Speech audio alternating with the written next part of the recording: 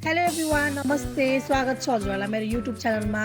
आज चाहिँ म हजुरहरूमा एकदमै सजिलो र छिट्टो बनेर तयार हुने पिनट साँदेको रेसिपी लिएर आएकी छु। भिडियो छोटो र मिठो छ, अन्तिमसम्म हेरिदिनु होला।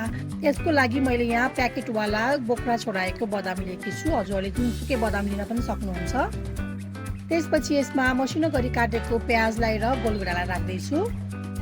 त्यसै गरी मसिनो गरी काटेको रातो खुर्सानी, थोरै धनियाँ, थोरै लेमन जुस, स्वाद अनुसार नुन, कश्मिरी रेड चिल्ली पाउडर र अन्तिममा थोरै भुटेको तोरीको तेललाई राखेर यसलाई मजाले स्पुनले मिक्स गर्दैछु।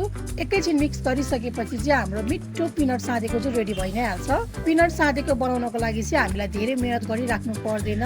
यो एकदमै छिट्टो र सजिलो तरिकाले नै रेडी हुन्छ। हामीले यसलाई स्न्याक्सको रूपमा जेसँग पनि खान सक्छौँ। हजुरहरूलाई मेरो पिनट साँदेको रेसिपी कस्तो लाग्यो? यदि मेरो भिडियो मन परेको छ भने मेरो भिडियोलाई लाइक, कमेन्ट, सेयर र मेरो च्यानललाई सब्सक्राइब गर्न नबिर्सिनु होला। Thank you for watching.